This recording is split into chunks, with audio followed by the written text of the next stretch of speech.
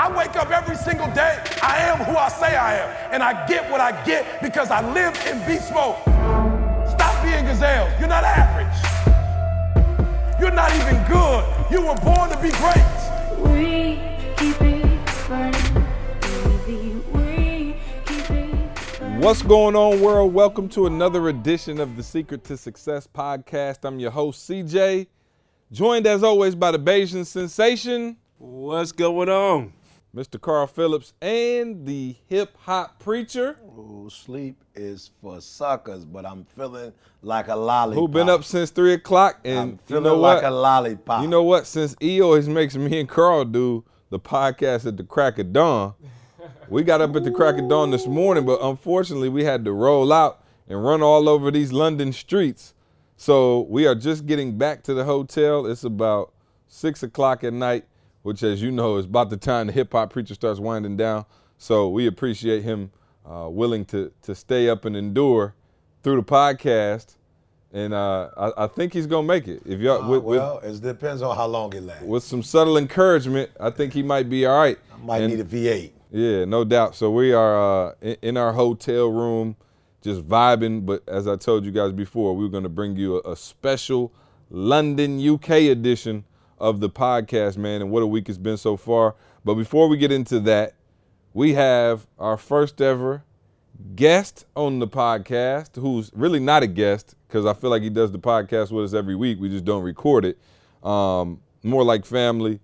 We have Mr. J Smooth, a.k.a. Josh Hatch, in the building. Welcome, Mr. Hatch. Jay Swivel. Hello, world. Jay Swivel. Yeah, I told him, man, hey, pressure's on, bro, because we've been riding out pretty heavy with these podcasts, and you're the first person to come on and the last. With Don't us, be but sending of course, me no requests about getting on the podcast. yeah, please don't. Yeah, hey, oh, so he already going in on y'all. Y'all gonna be like, oh, you let Josh get on?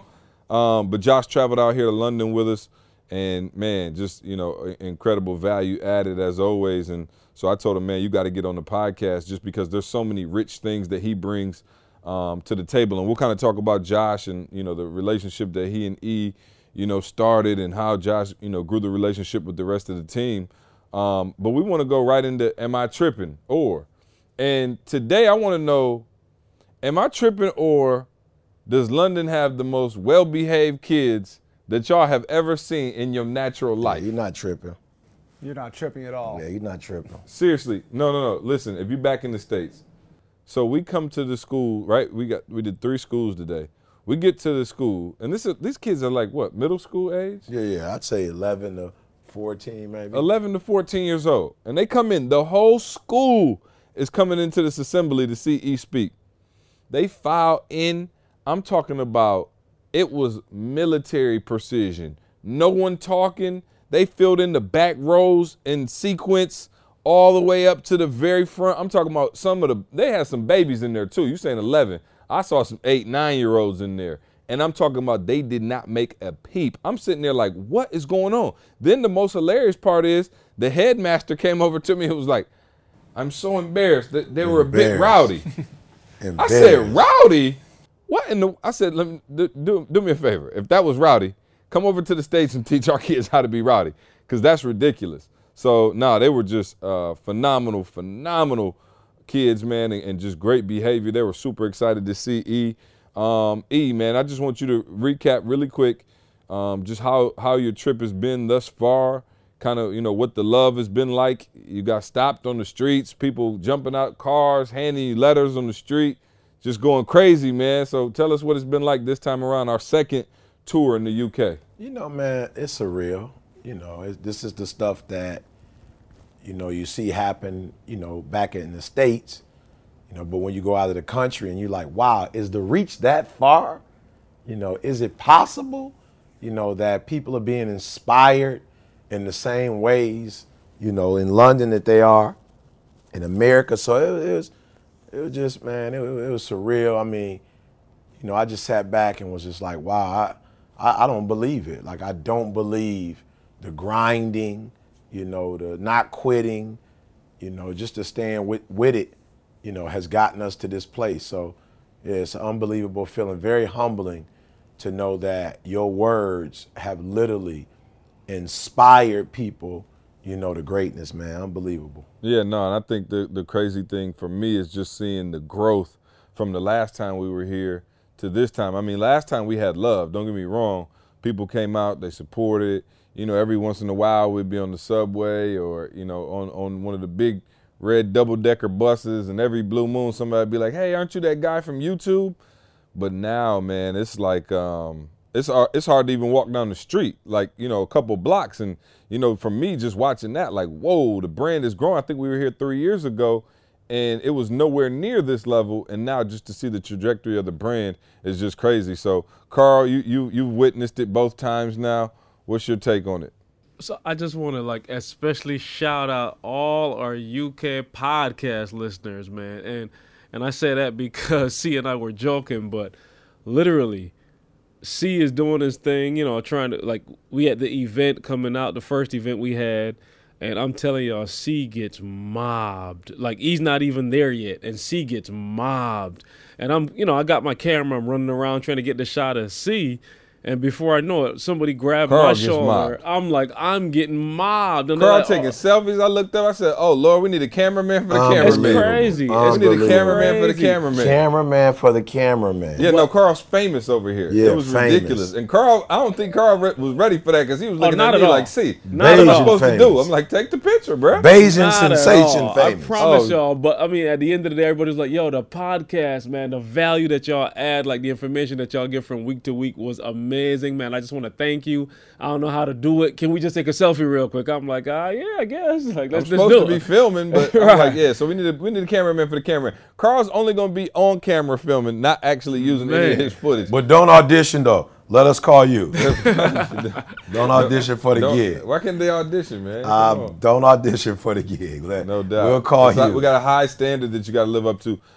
Josh, give us your thoughts. This was your first time rolling with us internationally. Obviously, Josh has been with us in the States at most of the conference. This is the first time he's been able to roll with us, you know, on an international trip.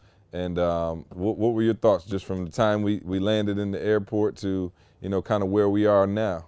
Yeah, I think the main thing was probably just the love, and it started immediately. So we got off the plane at 7:30 in the morning, and within 5 minutes had the first person approach E, and then got to the hotel in the lobby when we were checking in, had Yep, another person. We just talked about it. Went to the event without E. You couldn't move, right?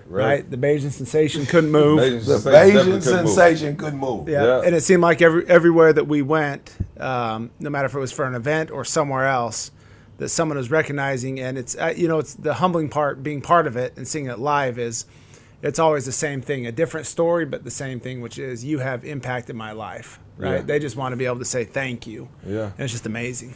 For sure. Nah, man. So big shout out to the UK. We're not done yet. We've done a lot since we've been here, but we're getting ready to head to Poland tomorrow or the next day. I think tomorrow we head to Poland, right? Or by Yes, the time, sir. actually, by the time you hear this, Yeah. we'll be in Poland, right? So we're going to Poland, man. We're gonna hold it down there. I think it's gonna be, you know, somewhere around 8,000 to 10,000 people. So just an amazing trip thus far, man. Shout out to everybody in the UK for all your love and support, running up to us on the street, man. We love taking the pictures and, you know, love showing love back to you guys for all the love you've shown us over the years. So thank you, thank you, thank you. Now let's address the fact why Josh is on the podcast, right? What is Josh doing on the podcast? Again, man, Josh. Matter of fact, I'll let Josh tell the story.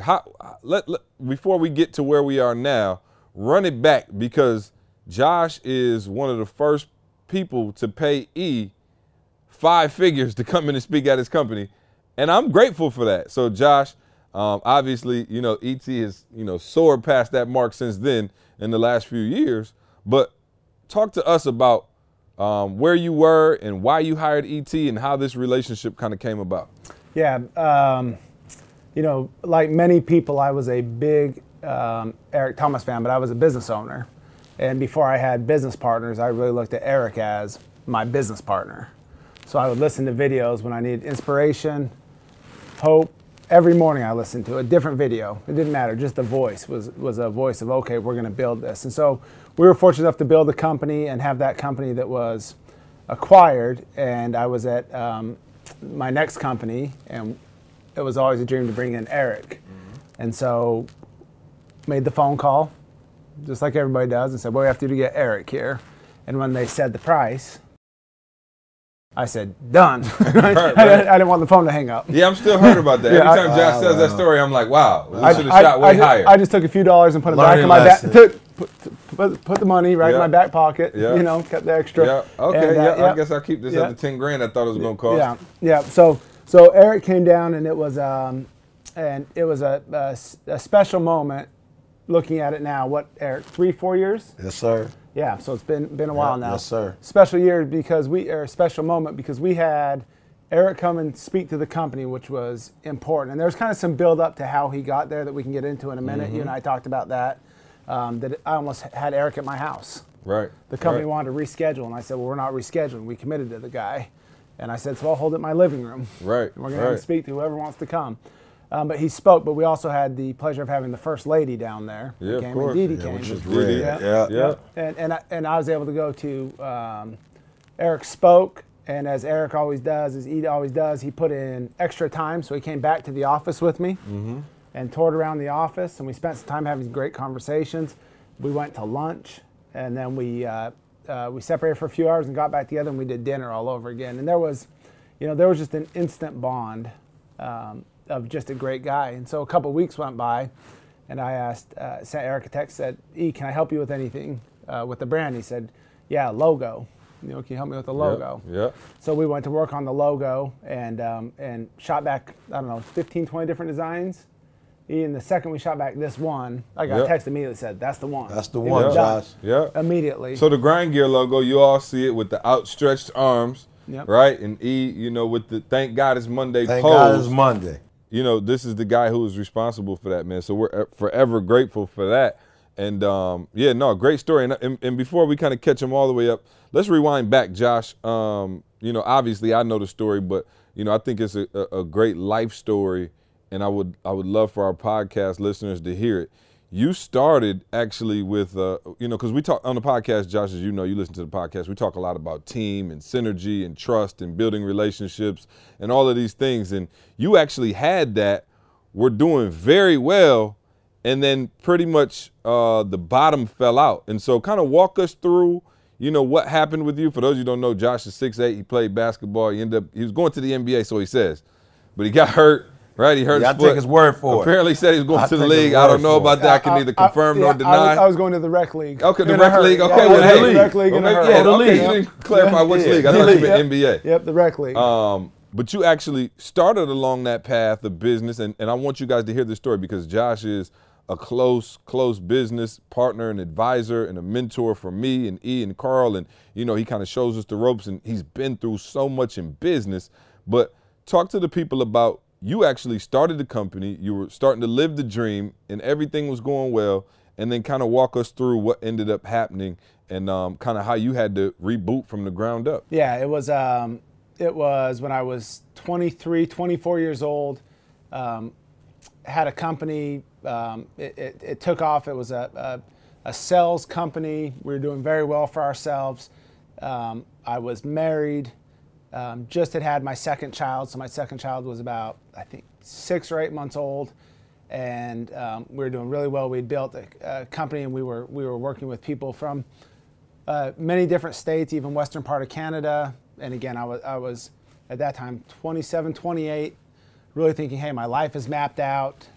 This business thing isn't really that hard, right? All the stuff that you got it figured out. Yeah, had it figured out, right? All the stuff I didn't know, and my best friend, who we also obviously worked very closely together, had some character issues. And so I had the very misfortune of being one of the people, along with an investor that invested money with him, in catching him in a multi-million-dollar fraud. And it turned my whole life completely upside down. Now, the financial hit was a major piece of that, right? I was scared. I had a family. We'd worked hard, and you're thinking to yourself, do I have to completely reboot? Do I have to reinvent myself? What does this mean? You're trying to unravel the whole thing. But really, what was the killer for the long period of time was the deceit, the trust, the friendship that was now gone, and that's one that still to this day will stay with me. Yeah, absolutely. And so he obviously was running a Ponzi scheme. Correct. Yep. And you pretty much lost everything. Yep. Like this guy stole everything from you, and he did end up getting caught and going to jail and doing time and things of that nature, but you couldn't necessarily, get back what he took. And so you were left at, what'd you say, 28? Yeah, left at 28, 29. 29 to pretty much start over and figure it all out. And listen to me, guys. We talk about on this podcast a lot about resiliency, about bouncing back, about getting through the tough times and the trials and the tribulations and going to that next level. And Josh, how long did you sit around and cry and complain about it?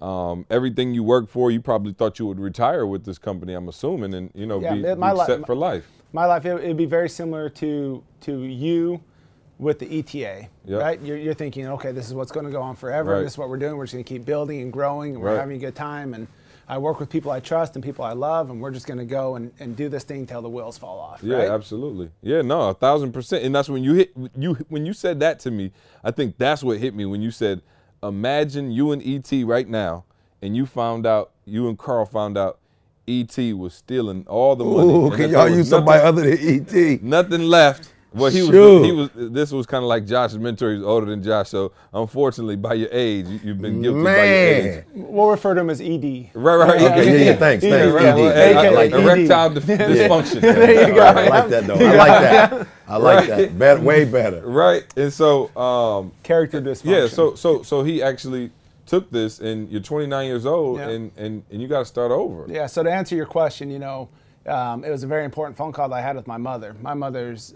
very tough, and we can get into this in a minute, but I went through a situation before I knew I went through this situation in my life with my own father.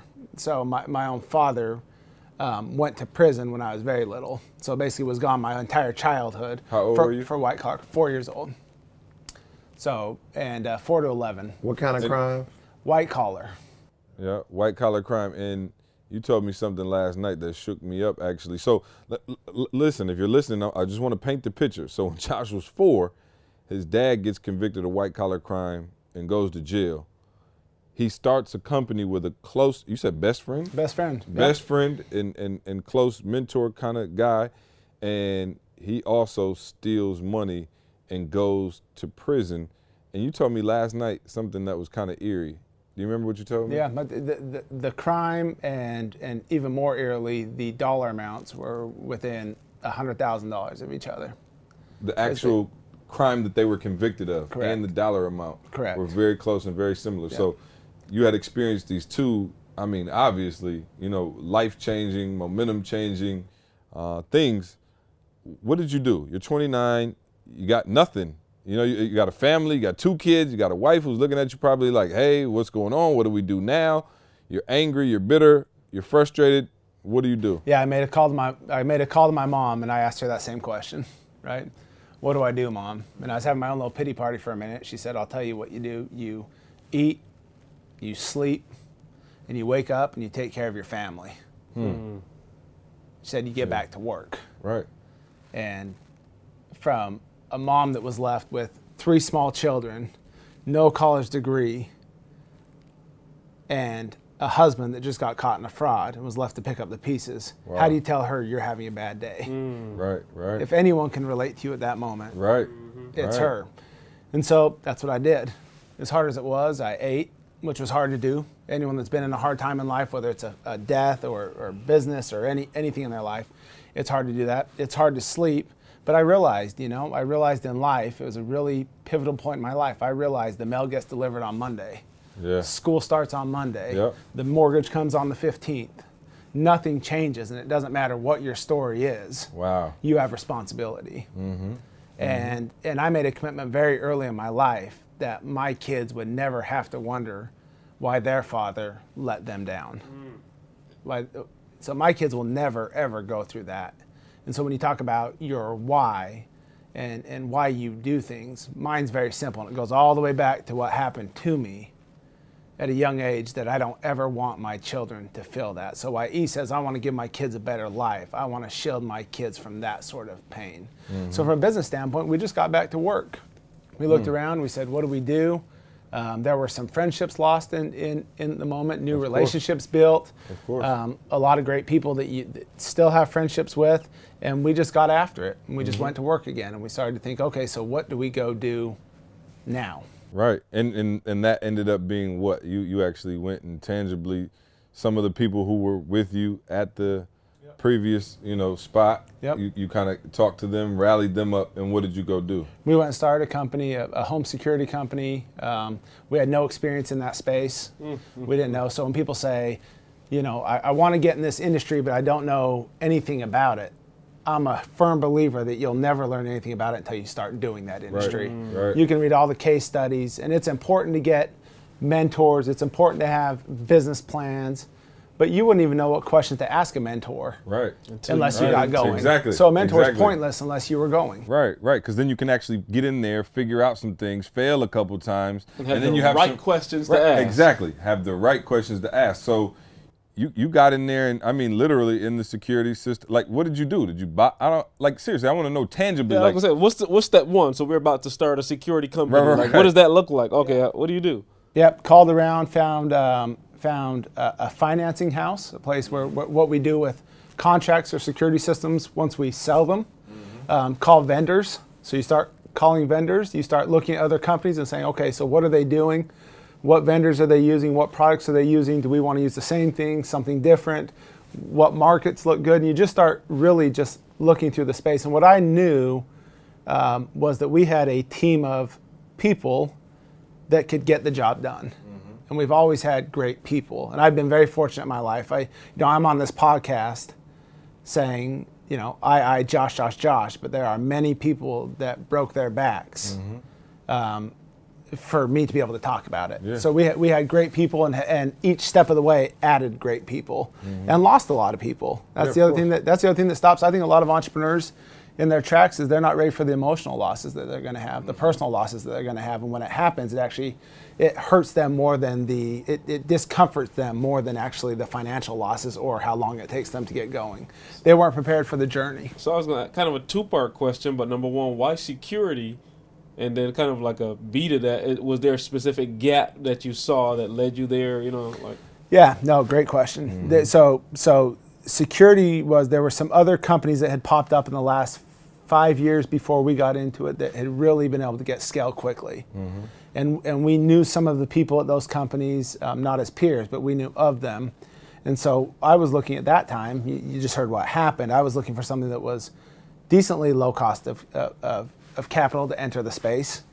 We're sitting flush with cash. Yep. So what's a low cost business that we can start that can start self-funding as quickly as possible? And we do sales. So what is one thing that we can take our sales skill and go do, where we don't have to take $1 million and drop it into marketing right off the top. Yep, and most people, 99% of the population starting a business, they don't have that access to capital. They don't have $50,000, even $10,000. Most people don't to start a company to drop into some kind of marketing. And if they try to spend money first on marketing, and it doesn't work, they're out of business. Yeah, you're done. They have no way to generate revenue. That's it. And so then you build the company up, and you actually. You end up selling the company. Yeah, so you built it up quite a bit. Yeah, so we, an interesting story. One of the vendors of a company that was that supplied our product and the product to another company said, "Hey, this company is actually looking to grow, and they want to grow in the way you do things. And would you ever consider basically shutting down your shop?" And I had never considered it, and it was a really, this was actually, for people on this podcast, it was one of those really hard decisions of my life, because I knew if you say yes, then it's never the same. Because you can't do the same thing you've been doing. You can't do it with everyone that you've done it with. And the decision was, it was a really tough one. So people say, well, that had to be just the highlight of your life. And the truth is, it was actually a highlight and a low light at the same time, because you're basically handing off your baby. You're saying goodbye to certain relationships at that time. The new fit doesn't always fit people you care about. And so while you have this great moment, you're also actually closing a chapter of your life. Right. And so, but yeah, we're very fortunate for that to happen, and went basically opened up a sales channel for the company and a new marketing strategy and a great. So you do sell the company. You take a nice, cushy position within the company, big bucks, and spot at the table and the whole nine. And but you said that didn't sit right with you for too long, I guess. No, I love startups. And it doesn't even have to be startups. I love fast-paced companies. And this company was a company that had been around for 20 plus years. Very successful company, great company, very traditional company. And I sat on, when you said a cushy seat at the table, I went in there and I was the youngest person at the table by probably 15 to 20 years. Right. The youngest, and there's a gap up from that. So so the closest to me. So I sat there and I would sit in board meetings and we'd go over strategy, and I'd sit at these fancy dinners and all this stuff, and I would think to myself, well, I want to be doing this fancy dinner, but I want to be doing it with my wife. Right. And I want to be doing these business conversations, but I want to actually be doing it with my team. Mm-hmm. I don't want to be hypothetically talking about what we think is going on within the organization. I want to be figuring out what's going on with the people, right? Absolutely. And again, it's a large company, so there's just layers to it, as many people on the podcast understand. So I realized really quick that it wasn't for me, and probably the best way to sum it up, it would fall to me, that I would take 100% of the blame. I learned that I'm not a very good employee. Yeah. Josh said, he hit me with that, and I was dying laughing. He said, I'm a terrible employee. And I said, wow, like that makes sense. You know what I mean? When you have a dream and a vision, sometimes, and there's no knock to anybody with a 9-to-5 for sure. If that's what you do and that's what you want to do, great. But you said your personality did not lend towards, a bunch of board meetings and staff meetings and that kind of thing. You're more of a hands-on, get to it, build it, get your hands dirty kind of guy. And so that environment kind of stymied you a bit. Yep. And if we go back and rewind our conversation 10 minutes ago, I knew, because I had done it before through very hard circumstances, that what was the worst thing that was going to happen? I was going to go back to ground zero again by taking a chance and maybe trying something, and I could always build it back up. I guess I had built that muscle in my head that I could had that skill developed. Yeah. So you end up not being there too long, and so you end up leaving the company and taking another position. You went somewhere else. And you were able to help that company immediately. You went into the solar industry. Yeah, right? It was. I received a cold call. So, you talk about when you become a master of your craft, that opportunities come to you. Yep. And so I had a cold call from a private equity group and a company that was really struggling to get revenue turned and get the scale they needed for their business model, and it was a residential solar company. Yeah. And so they called and they said, "Are you interested?" And I said, "Well, I think I'm interested." I said, "Tell me more about what's going on." And they told me, and they basically said, right now it's a mess. And for most people, I think most people, I can only speak for myself, but most people would say, well, it's a mess. I don't want any part of that, right? Right. I'm comfortable here. My family was living in a 4,500 square foot house, pool in the background, living on the country club, again, sitting in the board meeting. Yeah. And that meant nothing to me, right? That meant nothing to me. I wanted the challenge, but we didn't need to make a move, right? It wasn't the comfortable thing to do. Yeah, It wasn't the comfortable thing to do if you do it by traditional standards. So I'm just asking you, is there stuff that start with S? Because now we're going from security to solar. Like, That's right. Just random. Yeah, that's right. That's right. Yeah. Yeah. So you got into the company and it's a mess, and you take it from basically what to what? Yeah. So we took it from being in the whole 8 figures. Being in the whole 7 figures to doing, under $100 million in sales in a little over 2.5 years. Wow. My bad, Carter. You said 100 Wow. million. He said, I thought, yeah. Yeah. But he just kind of went past it. Yeah, Like, so we took it from a 7 figures in the hole to basically about 8 million in revenue the first year. Roughly 35 to 38 million in the second year, and then we're on pace to double that. Yeah, So absolutely. And I just wanted you to, you know, explain that story, man, because there's so many people out there who, you know, have been done wrong in their childhood and their business lives, and they've had their back turned on them. And here is a story of a guy who, you know, not once but twice had some terrible, terrible things happen, and the people that he was supposed to trust the most in his life just did him dirty, and, you know, had to start from square one. And, you know, you were really able to do that. So I guess talk to me about what kind of makes a successful entrepreneur. You've built several multi-million-dollar companies now. What makes a great entrepreneur? Like, how do you, is it something you can teach? Do you have to be born with it? Like, where did you get your entrepreneurial skills? I mean, you said it, you didn't finish college. You were a basketball player. You ended up getting hurt. You know, you told me last night, you got hurt and, you know, kind of got discouraged with school and kind of just said, hey, I'm done with this, and started with literally nothing. Your wife, you brought not one penny to the table, and your wife, you know, basically, you know, took care of you for the first, you know, bit after you got out of school. So how do you go from that? You know what Carl, you see what I'm saying? I'm just trying to find out, like, what's the gap? Because it wasn't that you had this wealth of knowledge that you built up in school. You didn't have your father in your life to teach you the right way to do things. He wasn't around. Like, so how do you get from the place where most people would quit and give up and say, hey, let me just go get a job, take care of my family, to still, you know, pursuing the entrepreneurship lane and having that kind of success? What does that take? What is, you know, born with it? Is it, you know, luck? Yeah, to give you an answer that probably won't help you, I don't know.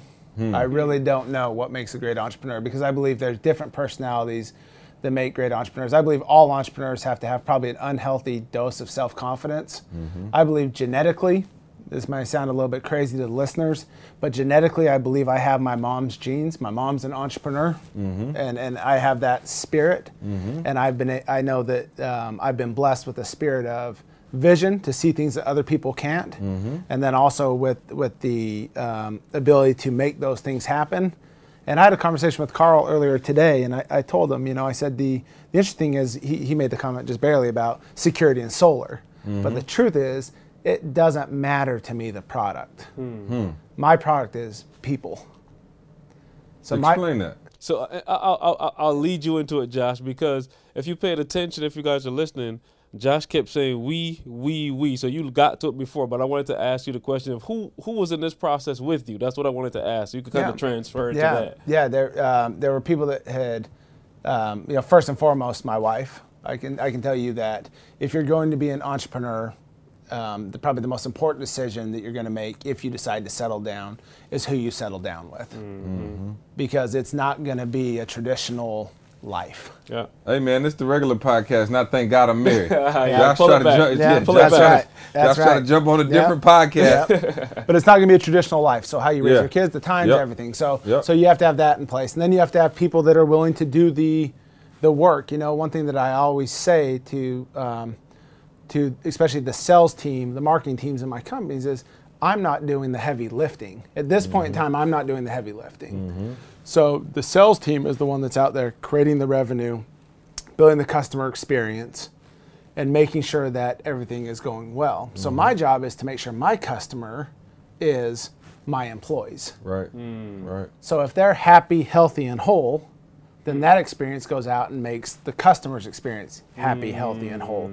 So I want to make sure they're reaching their financial goals, right? As long as they do their part. I want to make sure and ask them about their families or their colleges or their whatever they have going on in their life. I want to get to know them, and I've been, again, I can only speak for myself, but I when I meet someone, I can have a quick conversation. I believe I can identify some skill sets that they have, and I believe I can have a pretty transparent conversation, get to know them quickly, where they'll open up to me and give me real things that I can do to help. Yeah, no, absolutely. And I'm wondering how you kind of built that in the first place. You know what I mean? Like you had this, you know, you said you always used kind of young kids who were ready to grind, and you didn't take people who were like, you know, 40-year veterans in the sales field. You took people who were green and, you know, right off the street and ready to go in and just get their hands dirty and work. And you were able to take that and create a sales staff. When you came into the solar company, there was how many staff? There was a total of about 14 people total, so including IT department, finance department, really there was no salespeople. And we took that to. We took that up to over 500 people in the company. Wow. In what time frame? Right. In 2.5 years. And really to 500 people in 2 years. Yeah. How, Josh? How? A lot of good people. So again, saying that I did a lot of good people, but you have to have a vehicle. So I see a lot of people that want to bring people into their business, but they really don't have a vehicle to help that person. They want to bring them into the opportunity because it helps them. So if you're gonna hire 500 people, there has to be something great in it for them. Right. So you have to have the win-win there, and you have to have the right means to be able to bring on to scale the company that fast. So part of it was on this opportunity we had a private equity group behind us, which allows us to have the platform to build it. And then two, the most important thing that you're gonna build is you better build a great culture. Right. You have to have a great culture. And that's something that people, when I see business plans, I think culture will trump or kill or dominate strategy all day long. And what does creating a good culture look like? Like when you create that great culture, what does that look like? Are you having parties at the office, or No. Actually, for me, it's a safe environment. It's an environment that puts people in positions where they can win. So if you do it a sports analogy, I'm not going to put Shaq at point guard. Right. He's going to feel like a failure, and he never stood a chance. So you put people in a position to win, and you follow through on what you say you'll do, and you create an opportunity. You create the next step for people, especially when you're dealing with millennials. The question they always want to know is, what's next? What's next, right? 1 week on the job, they say, I can be the CEO. And I'm not even knocking it. I'm not even knocking it as a negative. It's funny, but they just have that ambition. They want to be the CEO after a week. And they're not qualified, right? They're not qualified after a week. They're not qualified after probably 10 years. Right? But that's up to them to prove it. But you need to give them that next step, that clear roadmap. And also, again, I just said I'm not in the trenches. So I have millennials or people in similar roles managing and making the important decisions that affect those people. Otherwise, all I'm doing is hypothetically guessing what's going on with the company and probably making the wrong moves. Got you. Yeah, no, that's interesting, because I think we all want to know how to scale, right? We always talk about like scalability and how do you want to make your company bigger. You want to make, more revenue. You want to hire, better people. And that's one thing that we're always talking about. But I think it's deep that you said it had nothing to do with solar. I'm still stuck on that, Carl. It had nothing to do with, with solar or security. You had a product, you just needed a product, and you said you had a skill. So what we always talk about, mastering one thing and having one skill to take advantage of. That skill is what for you? It's people. And to answer your question, you said, how did you develop that skill? Well, I've hired and worked with thousands of people. And so if I take Carl, and Carl can speak to this, but the first time he grabbed the camera, he looks at it very different and works it very different. I'm sure the first person I ever hired would tell you I didn't have that skill the way I have it now. But I've always put myself in an environment to be around people. Just like when I met all of you guys, I wanted to be around you because I love to meet new people and build an organic, great relationship. And so, but my skill's people, but it comes from I have just dealt with a lot of people. And you've overcome a lot. And I've overcome a lot. You know what I mean? And so I think for somebody who's overcome those kind of things, the crazy thing that strikes me about Josh, Carl, is that he's been done wrong all those times, and he has reason to have animosity or like a bitterness or like a chip on his shoulder, but you don't really run through life with a chip on your shoulder, do you? No. Or trust issues. Yeah, or have trust issues. Yeah. No, I don't. And well, let me add this. As I get older, my circle gets smaller. Right. So as I get older, my circle gets smaller. And that's not a knock on, a lot of great people probably don't make my inner circle. It's just that there's not a lot of room, again, between family, business, but the people I lean on and truly trust. But that's a fair comment. I don't, I had one of my older brother's really good friends call me when I was going through that first business and when the fraud happened, and he said, hey, can I get 30 seconds of your time? I know you're tired. I know you probably don't want to talk to people about this. I don't want to ask any questions because everyone wants to know what happened. Give me all the details. Because it was in the newspaper. It's all over, everywhere. Yeah, it was on the news. Right. It was right. It'd be like seeing E's mugshot. Right. You'd be sitting there looking at it. It'd be so. Sorry, ED. ED. but it was just surreal. It was like watching an episode of Law and Order, American Greed. I mean, it was just surreal. Part of it just didn't feel real. But he called me on the phone and he said, "Can I just give you one piece of advice?" This is someone that was 2 years older than me, and I said, "Yeah." He said, "Again, I don't want any details. Don't let this hurt your ability to trust people." He said, "Trust again." Wow. And that was it. And you know what? I've never had a conversation with him again. Wow. Never. I haven't seen him since that point. And that comment alone. So you said something on, I think it was a BU call either a week or two ago. And yes, guys, Josh is also on our Oh man, our don't BU spill calls. the beans. Oh, Don't. no, they gotta know, man. We got a lot of wisdom dropping. But you said something that stuck with me, and you said what takes most people years to get over, or whatever, you could get over in like a matter of days. Yep. So I want you to kind of walk through that. I mean, along the same concept of how you could trust again, but like how are you able to bounce back like so clean? You know what I mean? Yep. I think there's a couple things. I think one, I'm not scared of anyone looking under my sheets. Right. So at the end of the day, it's when you move in a certain way, you just move forward because there's only one direction to go. I think a lot of times people worry about what happened in the past because they're ashamed, they're stressed out about it. But it's really a muscle you develop, your question. So it can be something as small as a bad phone call, a lost business deal, something happening in another area of your life. But really, where if I get bad news, where I've seen it knock people out of a business, or make people just sit and say I'm depressed for a week, it affects me for an hour. There's just no time. There's not. And so it's really hard to get me to stay down. Now I can get down, but it's very, very, very hard to get me to stay down. And is that's something I just think back to what your mother told you. She said, get up, eat, and sleep, and take care of your family. That's kind of the anchor to that for me. See, is it's how would I ever call my mom and explain that I'm having a bad day? Right. Compared to her, look, my mom has built a successful real estate business. She obviously went through a terrible situation with my father. She was diagnosed years ago with rheumatoid arthritis. So a health problem. She's an avid runner. She didn't know if she was gonna be able to run. She's in an incredible way, but how do you call someone that's had health issues, financial issues, and personal issues and say, what problem could I have that she's not gonna be, and she's gotten over all of them, all of them. So what do I say to her? There is really nothing to say. And I think that's so important, and I hope that people out there are taking this away because, like I said, man, there's things in your life that you've been through or, you know, business situations, personal situations, whatever. And we always talk about like, yo, for real, you have got to let it go and you have to move on. There's something on that other side for you. And I think Josh is just an excellent example of kind of what happens when you just pick up the pieces.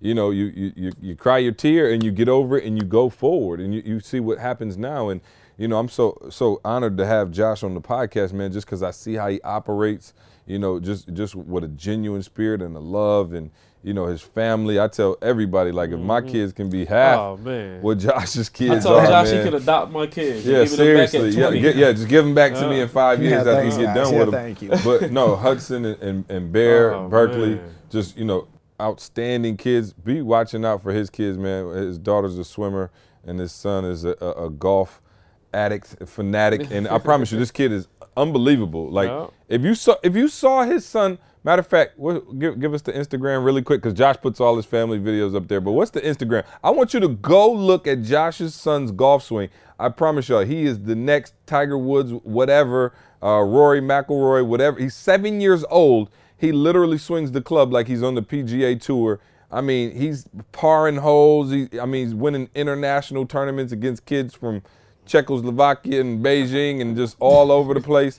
And he loves playing, man. And Josh, we'll give him the Instagram first so they can go check that out. Yeah, J Hatch, JHATCH Life, LIFE. So J Hatch Life. Go check out Hudson's golf swing. I promise you, it is worth the few seconds in your day to go check that out. But I'm glad that we're transitioning into family a little bit because, as you know, here's another person who has a son and a daughter. Yeah, it is. Right? It's crazy, right? E son and daughter, Carl son and daughter, Josh son and daughter, me son and daughter. So this is just crazy how this works out, right?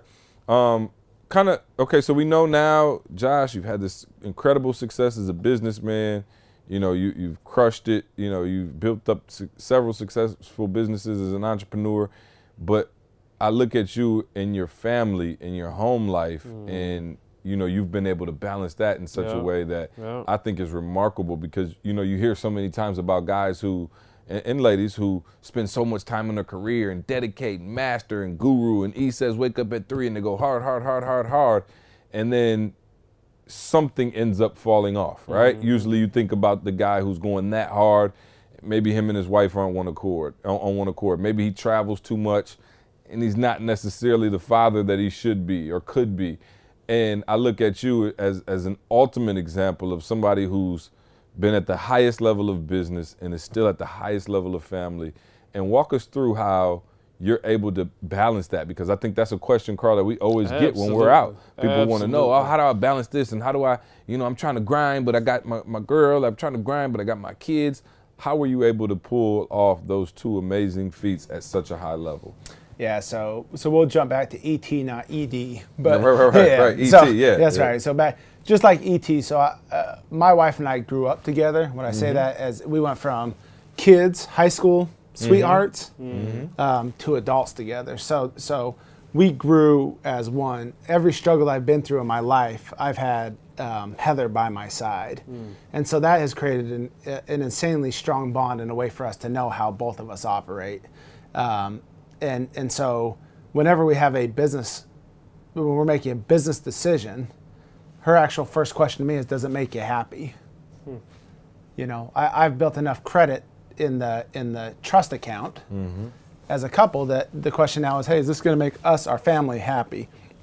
Two, we are 100% on the same page that our family comes first. So no matter how much money I've made, it's never made me any happier. I know that's hard for people probably on the podcast that are struggling. So that's not a statement to anger anybody, but I'm telling you, when you hear the statement, money doesn't buy happiness, I'll change it, because people say, well, it does, it gives you options. Well, money doesn't buy fulfillment. And so no matter how much I make, it will never replace a hug from my daughter, or spending time with my daughter, or spending the time on the golf course with my son. I feel like I hit the dad lottery because my son loves to play a game that I like to play. Right. And we get to go ride around in a golf cart for 4 hours, or carry our clubs and walk and talk as a son and father. And I don't know any other sport that you can do that. And from a business standpoint, you really just have to know that people say, well, what's a work-life balance? There isn't one. It's called life. I laugh when I see people try to structure their personal time. Personally, it's important to carve time for your family, but I feel like I'd be doing my family a disservice if I told them, you have the hours between 6 and 9. And after that, I'm going to be, I want to live a little bit of an organic life that just kind of takes its ride. And so from a business standpoint, I've always kind of done the same thing. And we are on the same page. My wife and I are on the same page. And we love on our kids, and we believe in telling our kids that we believe they can accomplish anything. And we support them, and we're not perfect. But again, I said it earlier in the podcast, my kids will never have to wonder why their father is not in their life. 120. And if there's a level above 120, they'll have that from love, support. And that's a driving thing that pushes me through business. But again, I can be just as happy, and I'm saying this now as I've had some success, because it's one thing if you haven't had some. I can be just as happy living in a one-bedroom house with my kids, as long as my kids were doing the activities that they loved. I couldn't be as happy if I couldn't support my kids and financially support them and let them pursue their dreams. But I have a wife that money doesn't make her happy either. Now, we like the option, but that is not our core value. I am a husband and a father first, period. There's not one thing I would do to ever sacrifice that for $1. I'm just saying, y'all gotta go out here when we sitting in London and my girl is like 8 billion miles away, and my kids, is this the day that y'all gonna decide y'all gonna do this podcast when I gotta sleep in a room with CJ? I know, right? Yeah. Carl and I, unfortunately, killing me right now. You guys, I know you guys as well. You guys are great fathers as well. And I'm just real though. Yo, I'm just I'm sitting here, and like I said, man, I'm so glad that we were able to have you on. Like, you know, they get our perspective a lot, you know, and it's usually, you know, just the three of us, and you know, that's, you know, kind of how we've chosen to keep it, and you know, we'll probably be in the future as well. But I wanted you guys to get, you know, this information because I think you add so much. Absolutely. And I'm excited to say it. And now, Carl, you know, I kind of wanted to make the announcement, but Josh has, you know, years now, of course, of us, you know, working on this relationship, and Josh helping and being an advisor and a mentor, and you know, just offering support where he can, and coming out to the conferences and all of this, to further show you that Josh is not moved by the money, because surely I don't have the vest pocket, as he says, that a solar company would have or anybody else would have, but you know, Josh and I had some intimate conversations about life and about what we were trying to do with the brand and where we were trying to push it to. And Josh kind of came to me, all cards on the table, and said, if you guys will have me, I'm ready to come on board. And I was like, Josh, like, you're already on board. You know what I'm saying? Like, come on, man. You've been a part of this thing. Like, you know, and he was like, nah, I'm ready to, you know, kind of turn in my resignation letter. And I'm sitting here like, hold on. Slow down. Now, how much do you think we can? He was like, I'm not worried about that. He said, I believe in what you guys are doing. My life has been changed as a result of what you're doing. You know, I've talked to my wife about it. You know, I want to come on and add value. I see what you guys are doing. You're changing the world. And I would love to be a part of that on a full-time basis if you'll have me. To which I about exploded and called Carl, like, get the contract out, make him sign. Whatever, you know, we got to do. Yeah, and you decided to make that jump and make that move, and you said something to me about, you know, you see the skill sets that we have. Josh has a completely different skill set than we have, just in terms of sales and business and those type of things.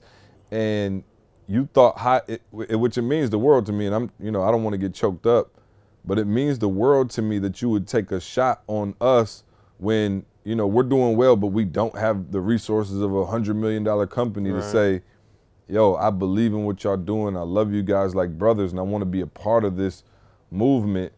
If you can tell the people, like, why you would be willing to do something like that, and how, you know, how you came to this decision, I guess. Yeah, it's, you know, the first time I met E.T., this may sound corny to the people on the podcast, but there was something that told me inside that we're going to work together. Now, I didn't know if that meant we're going to do a conference together. I didn't know if it would ever turn into this, right? I didn't think like this. But,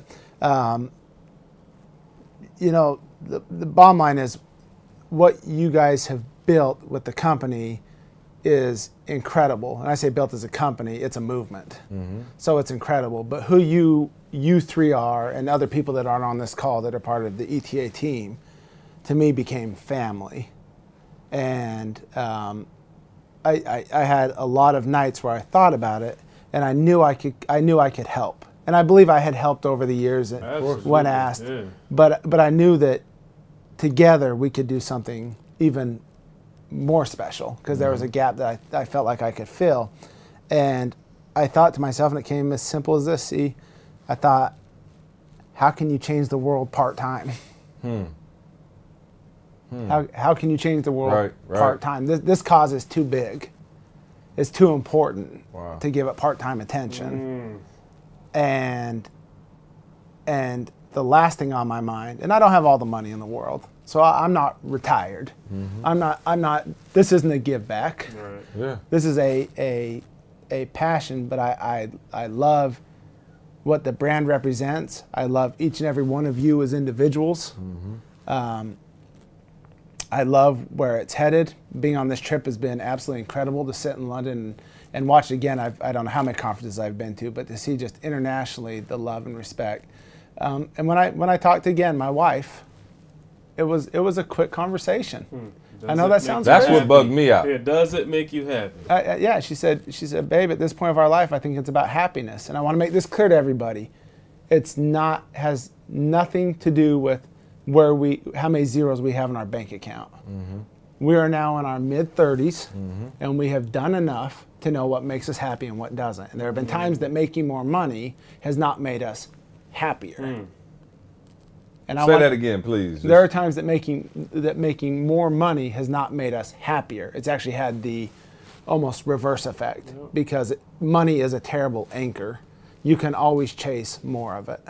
And if that's all you have, money is a terrible anchor. That just went over my head and then it came right back. Wow, money is a terrible anchor. Yeah, it will be, and there will be times that money is taken away from you, whether it's a bad business decision you make, or you try something, you buy a house and you lose all the equity in it. But at some point in your life, everyone's going to have an experience where money's taken away. And if your identity is tied to that money, then you feel like you are stupid, not worth anything, no good, don't deserve it. So money's not my anchor, my family's my anchor. And now this causes my anchor. Security, solar, saving lives. Oh, Carl came with the third S. There it is. Triple S. There it is. Nah, man. Well, we're like, you know, and as you already know, Carl, Josh, and I have been up to like 5 o'clock every single day since we've been in England. Yeah. Just chopping it up, man. Just talking about the vision and the dream, and you know, just kind of everything that encompasses it. And Josh is, you know, kind of like letting his hair down now a little bit and saying, you know, hey guys, you know, here's what we need to do. Here's how we need to get busy, and just change some things around. And we're extremely excited to have him on board. Our Breathe You family already knows about Josh. They are, you know, he's been on the calls for the last couple of months. I'm just saying, you know. Josh jumped in on the media team for this trip. Right, exactly. Listen to me, y'all. We've been streaming every single thing that we did in London live directly. Not we, I take it back.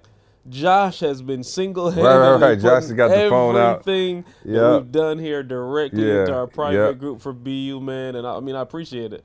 Definitely appreciate it. No, we're live streaming for those of you who want to see anything that we're doing in London and Poland. We've live streamed every single keynote that he's done at breatheuniversity.com.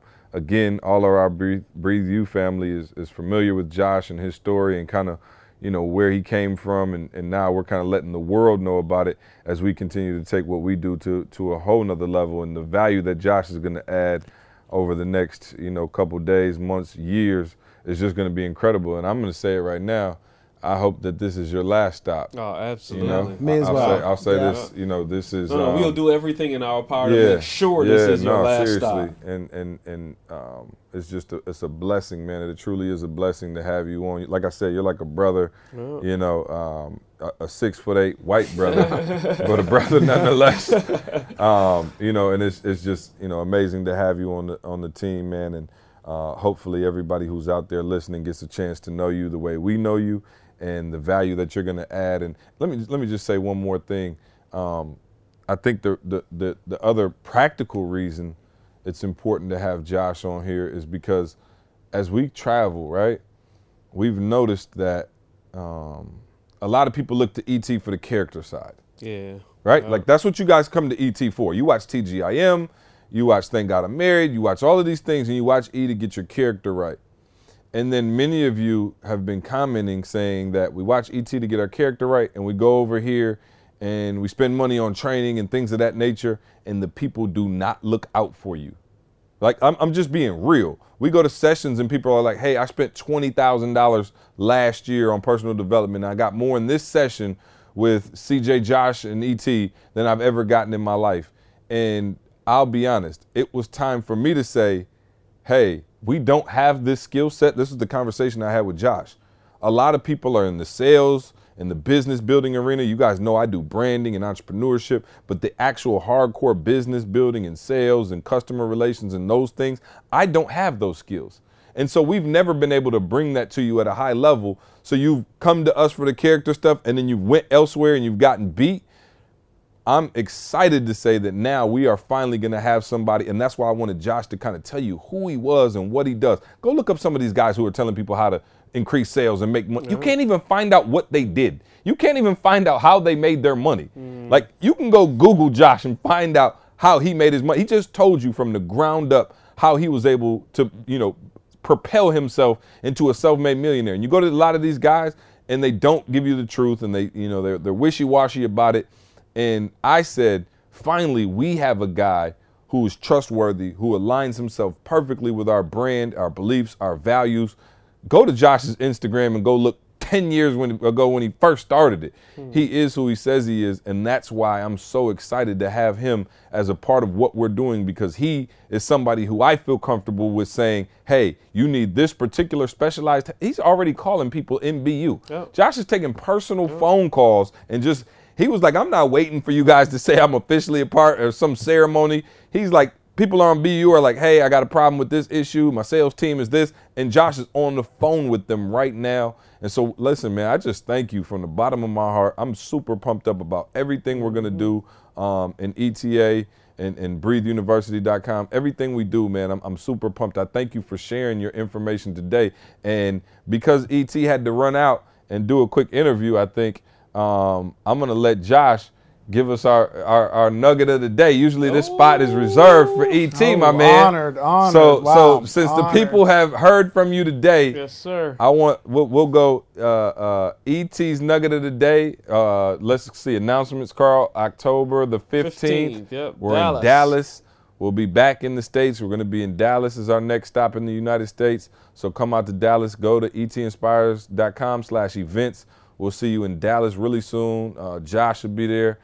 You won't have a hard time figuring out which one he is. Look for tall and bald. Yeah, tall and bald. Tall ball. And yeah, so but I think that's it, right, Carl? Yeah, we're good. Other than that, man, thank you guys for checking it out. I know this was a different version of the podcast. We'll be back next week with the silliness and the laughter. But I really thought this was important for you guys to hear this, just incredible story first and foremost, and then also to introduce you to another member of our team. So without further ado, ET's Nugget of the Day brought to you by Jay Smooth. Yeah, thank you. What an honor. So the nugget of the day is make a decision and then make it right. And what I mean by that is I see so many people that are wishy-washy in their decision making, and life doesn't allow you to make every decision right at the start. You don't make every right decision up front. So what you do is you make a decision and then you make it right.